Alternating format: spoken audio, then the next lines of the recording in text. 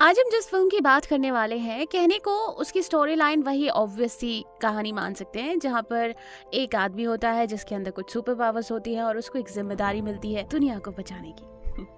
लेकिन ये कहानी इस पूरी स्टोरी लाइन के साथ भी कैसे डिफरेंट है और कैसे इंटरेस्टिंग है, ये हम जानेंगे कैसे इस कहानी को सुनकर। जी हाँ, तो चलिए शुरू करते हैं। मैक्स नाम का एक लड़का अपने घर की छत पर बैठा हुआ ड्राइंग कर रहा था। उसकी माँ उसे आवाज देती है और कहती है कि वो नीचे आकर उनकी शिफ्टिंग में मदद करे। जब मैक्स 8 महीने का था तब वो लोग इस घर से चले गए थे। अब वो और उसकी माँ वहाँ पर वापस रहने आए थे। मैक्स के पिता की मौत इसी शहर में एक लेबोरेटरी में एक एक्सीडेंट की वजह से हो गई थी। मैक्स नीचे जाकर अपनी माँ की मदद करता है, लेकिन अचानक से वो देखता है कि जब वो अपना हाथ टीवी के सामने ले जाता है तो टीवी में वेव्स बनने लग जाती है। ये देखकर वो हैरान हो गया था कि ऐसा कैसे हो सकता है। अगले दिन मैक्स स्कूल जाने के लिए निकलता है और रास्ते में उसके पिता की लेबोरेटरी आती है जहाँ उनकी मौत हुई थी। मैक्स वहाँ थोड़ी देर के लिए रुकता है, लैब को देखता है और चला जाता है। लेकिन तभी उसकी माँ का मैसेज आता है। मैक्स अपने फोन पर मैसेज देखने के लिए स्वाइप करता है, पर फिर से उसके हाथ से कुछ वेव्स निकल रही होती है, जिसके कारण फोन ही बंद हो जाता है। फिर मैक्स स्कूल की तरफ निकल जाता है। उस लेबोरेटरी में एक सबमरीन रोबोट था और उसमें से एक बहुत अजीब ब्लू लाइट निकल रही थी। मैक्स के उस लेबोरेटरी के पास होने की वजह से वो रोबोट्स एक्टिवेट हो गए थे और वो ब्लू लाइट पैदा कर रहे थे। मैक्स अपनी साइकिल पर स्कूल जा रहा होता है और रास्ते में उसकी गाड़ी से टक्कर हो जाती है। उसकी मदद करने के लिए गाड़ी से एक लड़की उतरती है, सोफिया, और वो उससे बोलती है कि वो स्कूल के बाद उनका साइकिल ठीक करवा देगी। मैक्स स्कूल जाता है जहाँ पर उसे पता चलता है कि उसके पिता को इस शहर में सभी लोग जानते थे। स्कूल के बाद सोफी मैक्स को पिकअप करने आती है। वो उसकी साइकिल अपने गैराज में ठीक करवा देती है, जिसके बाद मैक्स साइकिल पे घर आ जाता है। जब वो घर पहुंचता है तो वो देखता है कि उससे मिलने एक आदमी आया था, माइल्स। वो उसके पिता के कलीग थे और फैमिली फ्रेंड भी। दूसरी तरफ उस लैब में वो सबमरीन रोबोट एक्टिवेट हो गए थे और अब वो बहुत तेज ब्लू लाइट पैदा कर रहे थे। अचानक से पानी में एक ब्लास्ट होता है और पानी में एक अजीब सा पैटर्न बना देता है, जिसको 2 साइंटिस्ट आकर चेक करते हैं कि ये क्या है। वहाँ उन्हें पता चलता है कि वो रोबोट पानी से निकल गया था और अब लैब से बाहर निकलने की कोशिश कर रहा था। साइंटिस्ट जल्दी से सिक्योरिटी को बुलाकर उस रोबोट को पकड़ने का आदेश देते हैं, पर वो रोबोट इतना तेज होता है कि सिक्योरिटी उसे नहीं पकड़ पाती और वो लैब से भाग जाता है। यहाँ मैक्स अपने रूम में कंप्यूटर पर अपने पिता के बारे में सर्च करता है। वहाँ उसे एक वीडियो मिलता है जिससे उसे पता चलता है कि उसके पिता की मौत एक स्टॉर्म से हुई थी, पर वो स्टॉर्म नेचुरल नहीं था, वो एक मैन मेड स्टॉर्म था। स्टॉर्म किसने बनाया था ये अभी तक किसी को नहीं पता था। अचानक मैक्स का कंप्यूटर बंद हो जाता है और उसे गुस्सा आता है, जिसकी वजह से वो अपने डेस्क पर जोर से मारता है। लेकिन जैसे ही वो अपने हाथ से मारता है उसके हाथ से कुछ लिक्विड सा निकलने लग जाता है। मैक्स वो देखकर बहुत डर जाता है। वो मुट्ठी बंद करता है और वो लिक्विड गायब हो जाता है, पर जब वो फिर से हाथ खोलता है तो उसके हाथ से वो लिक्विड बहुत भयानक एनर्जी के साथ निकलने लगता है, जिससे मैक्स जमीन पर गिर जाता है। अगले दिन मैक्स रेडियो और लैंप की मदद से एनर्जी वेव्स को कंट्रोल करने की कोशिश कर रहा होता है, पर उससे वो कंट्रोल नहीं होती और वो लैंप और वो रेडियो को आग लगा देता है। इसके बाद वो स्कूल जाता है जहाँ सोफी उससे मिलने आती है। वो उसे रेस्टोरेंट जाने के लिए इनवाइट करती है। बाद में मैक्स घर पर होता है। वो कंप्यूटर यूज करने के लिए ग्लव्स लगाता है ताकि कंप्यूटर बंद ना हो। वो अपने हाथों से निकलने वाली एनर्जी के बारे में सर्च करता है, पर उसे कुछ नहीं मिलता। फिर वो नीचे जाकर अपनी माँ से बात करता है ताकि उसे अपने पिता के बारे में और जानकारी मिले। मैक्स पर कोई नजर रख रहा होता है और वो उसकी बॉडी की सारी एनर्जी देख सकता था। मैक्स अब सोफी के साथ रेस्टोरेंट में होता है। अचानक से उसकी तबीयत बहुत खराब होती है। उसके शरीर में जो एनर्जी थी वो बहुत ज्यादा थी, जिसकी वजह से उसे चक्कर आने लगते हैं। वो जल्दी से वॉशरूम में जाता है और देखता है कि उसकी आंखों से एक ब्लू लाइट निकल रही थी। इसके बाद उसके पूरे शरीर से ब्लू एनर्जी निकलने लगती है, जिसके कारण वो बहुत डर जाता है। वो एनर्जी उसके कंट्रोल में नहीं आ रही थी। मैक्स अपनी मुट्ठी बंद करता है, जिससे एनर्जी कुछ सेकंड के लिए गायब होती है और साथ ही साथ वॉशरूम की लाइट भी चली जाती है। इसके बाद उसके पूरे शरीर से ब्लू एनर्जी फिर से निकलने लगती है। मैक्स बहुत घबरा जाता है। वो उस रेस्टोरेंट से भाग जाता है और सोफी को वो वहीं छोड़ देता है। यहाँ कोई उस पर लगातार नजर रखे हुए था। मैक्स जहाँ भी जा रहा था उस पर नजर रखी जा रही थी। वो भागकर एक जंगल में जाता है जहाँ फिर से एक भयानक एनर्जी उसके शरीर से निकलने लगती है। वो इस एनर्जी को बिल्कुल भी कंट्रोल नहीं कर पाता, जिसके कारण वो जोर से चिल्लाने लगता है। उसकी चिल्लाने की वजह से उसके शरीर से इतनी एनर्जी निकलती है कि वो बेहोश हो जाता है। बाद में उसकी आंखें उसके बेड पर खुलती है। उसे समझ नहीं आता कि वो वहाँ कैसे पहुंचा, क्योंकि वो तो जंगल में बेहोश पड़ा था। मैक्स उठ के वॉशरूम जाता है और देखता है कि उसकी टी शर्ट पर बहुत सारे होल होल्स बने हुए थे। वो होल्स एनर्जी के बाहर निकलने की वजह से हुए थे। वो अपनी शर्ट उतारता है और उसकी बॉडी पर एक लाल निशान पड़ा होता है। मैक्स ये देखकर बहुत डर जाता है। अचानक से वो मिरर में देखता है और उसके पीछे वही रोबोट होता है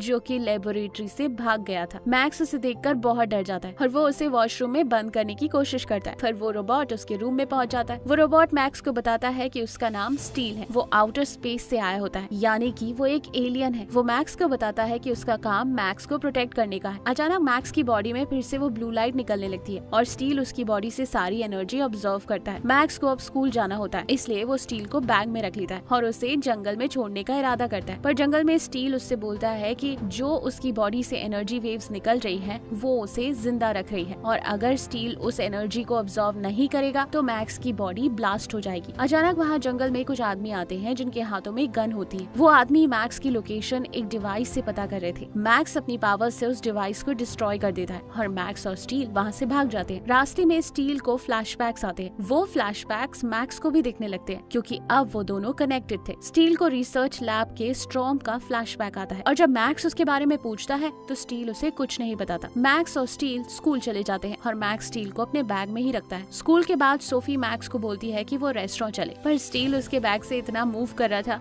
और मैक्स को फोर्स कर रहा था कि वो सोफी को ना बोल दे। फिर मैक्स और स्टील स्कूल के ग्राउंड में जाकर बैठ जाते हैं। स्टील मैक्स को बताता है कि अल्ट्रा लिंक्स नाम के एलियन उन पर हमला करने आएंगे और इन्हीं एलियंस ने उसके पिता को मार दिया था। मैक्स और स्टील उसके पिता की लेबोरेटरी में जाते हैं जो खाली होती है और वहाँ पर वो अपनी पावर कंट्रोल करने की प्रैक्टिस करता है। वो कराटे, मार्शल आर्ट्स और सभी स्ट्रेंथ वाली एक्सरसाइजेस करता है और अचानक से एक बहुत ऊंची जंप मारता है और मैक्स और स्टील की बॉडी एक हो जाती है, यानी अब मैक्स एक सूट में था। स्टील को एक और फ्लैशबैक आता है और वो फ्लैशबैक मैक्स भी देख पाता है। उसमें मैक्स के पिता काम कर रहे होते हैं। जब मैक्स और स्टील अलग होते हैं, मैक्स स्टील को पूछता है कि वो उसके पिता को कैसे जानता है, पर स्टील कुछ नहीं बताता। वो बस ये बताता है कि उसके पिता की मौत अल्ट्रा लिंक के कारण हुई थी। अगले दिन मैक्स जब घर पर होता है तो वो देखता है कि फ्रिज पे एनटेक का एक कार्ड लगा हुआ था। एनटेक एक कंपनी थी जहां उसके पिता का पुराना कलीग माइल्स काम करता था। मैक्स ट्राई करता है कि वो माइल्स से मिलने जाएगा ताकि वो उससे कुछ पूछ सके। जब मैक्स और स्टील घर से निकलते हैं, कुछ आदमी फिर से उनका पीछा करते हैं। मैक्स अपना साइकिल बहुत तेज चलाता है और तभी उसे रास्ते में सोफी मिलती है जो उसे राइड ऑफर करती है। मैक्स मान जाता है क्योंकि उसके पास और कोई ऑप्शन नहीं था। मैक्स और सोफी एनटेक पहुंच जाते हैं। मैक्स माइल्स से मिलता है जो उसे बताता है कि वो उसके पिता का काम आगे बढ़ा रहा है। मैक्स पूछता है कि उसके पिता की मौत असल में हुई कैसे। माइल्स बोलता है कि उसे असली कारण नहीं पता क्योंकि जब वो लेबोरेटरी पहुंचा तो उसके पिता की मौत हो चुकी थी। इसके बाद माइल्स मैक्स को एक डिवाइस दिखाता है जो क्लीन एनर्जी का सोर्स था। अचानक मैक्स फिर से बीमार होने लगता है क्योंकि उसके शरीर में बहुत सारी एनर्जी जमा हो गई थी। उसके शरीर से फिर से एनर्जी निकलने लगती है जो माइल्स भी देख लेता है। मैक्स वहाँ से भाग जाता है। वो एक जंगल में जाता है जहाँ पर एक भयानक तूफान उसका पीछा कर रहा था। मैक्स रास्ते में देखता है कि एक औरत की गाड़ी रेलवे ट्रैक पर बंद हो गई थी। वो उस औरत की मदद करने जाता है और जैसे ही वो उसकी गाड़ी को हाथ लगाता है, गाड़ी चलने लगती है। वो तूफान मैक्स को अपनी तरफ खींचने लगता है। उसी समय स्टील आता है और मैक्स एक सूट में खुद को पाता है। सूट की मदद से मैक्स तूफान को खत्म कर देता है जो असल में अल्ट्रा लिंक होता है। अल्ट्रा लिंक बिल्कुल स्टील जैसा दिखता था, यानी कि स्टील भी उन्हीं एलियंस में से एक था। मैक्स को अचानक से एक विजन आता है जिसमें वो देखता है कि उसके पिता को अल्ट्रा लिंक ने मारा था जो स्टील जैसा दिखता था। मैक्स को लगता है कि स्टील ने उनके पिता को मारा है। स्टील मैक्स को समझाने की कोशिश करता है कि उसके पिता के पास भी एनर्जी थी और अल्ट्रा लिंक उसके पिता को इसलिए मारना चाहते थे क्योंकि ये एनर्जी सब अल्ट्रा लिंक्स को खत्म कर सकती थी। अल्ट्रा लिंक्स धरती पर कब्जा करना चाहते थे और मैक्स के पिता ये नहीं होने देते। मैक्स घर जाता है और देखता है कि उसके घर की तलाशी हो रही थी। ये देखकर वो डर जाता है और सोफी के घर चला जाता है। वो सोफी से उसकी गाड़ी लेता है और माइल्स को कॉल करता है और उससे जल्द ही मिलने को कहता है। माइल्स उसके पिता की पुरानी लेबोरेटरी में आने के लिए बोलता है। दूसरी तरफ मैक्स की माँ घर पर ही होती है। यहाँ पर पता चलता है कि एनटेक की असली ओनर उसकी माँ ही है और उसने मैक्स को ढूंढने के लिए ही आदमी लगाए होते हैं। मैक्स लेबोरेटरी में होता है और उसे एक और विजन आता है। मैक्स को पता चलता है कि उसके पिता को माइल्स ने ही मारा होता है और स्टील बेकसूर था। माइल्स अल्ट्रा लिंक्स के साथ मिला था, इसलिए वो मैक्स के पिता की जान लेता है। मरते टाइम मैक्स के पिता ने स्टील से कहा था कि मैक्स का ध्यान रखे। कुछ ही सेकंड्स में वहाँ पर माइल्स अपने सूट में पहुँचता है और वो बहुत ताकतवर होता है। उसी टाइम वहाँ पर स्टील भी आता है और और मैक्स भी सूट में चला जाता है। इस बार मैक्स के पास बहुत सारी पावर्स थी। वो माइल्स से लड़ने लगता है और उसे मार देता है। लड़ाई के बाद मैक्स बेहोश होता है। जब उसे होश आता है तो उसकी माँ लेबोरेटरी में होती है। उसकी माँ को स्टील के बारे में पहले से पता था। यहाँ पर मैक्स को ये बात भी पता चलती है कि मैक्स के पिता असल में एलियन थे और मैक्स भी एक एलियन है जिसके पास सुपर नेचुरल पावर्स है। उसकी माँ को सब कुछ पता था और ये सुनकर वो बहुत हैरान होता है कि माइल्स ने उसे धोखा दिया। मूवी के एंड पर मैक्स और सोफी एक साथ होते हैं और मैक्स उसे डेट पर ले जाता है और इसी के साथ ये फिल्म खत्म हो जाती है। इस मूवी से आपने देखा कि एलियंस रोबोट्स भी हो सकते हैं जैसे कि स्टील था। ऐसा जरूरी नहीं कि एलियंस की एक अजीब सी बॉडी हो और वो जानलेवा हो, पर अभी तक तो इंसानों को एलियंस का कोई निशान नहीं मिला है। ये मूवी एक फिक्शनल स्टोरी पर बेस्ड है। इस मूवी में क्लीन एनर्जी का भी मेंशन किया गया है। क्लीन एनर्जी एक ऐसा सोर्स होता है जिससे एनवायरनमेंट को कोई नुकसान नहीं पहुंचता, जैसे solar energy, wind energy, hydro energy etcetera. Hope in motivational and knowledgeable movies से हम इंस्पायर हो रहे होंगे। अगर आपको लगता है कि ये वीडियो आपके किसी फ्रेंड या फैमिली मेंबर को इंस्पायर कर सकती है तो ये वीडियो उनके साथ जरूर शेयर करें। अगर आप हिंदी में फ्री में 200 से ज्यादा amazing non fictional book summaries सुनना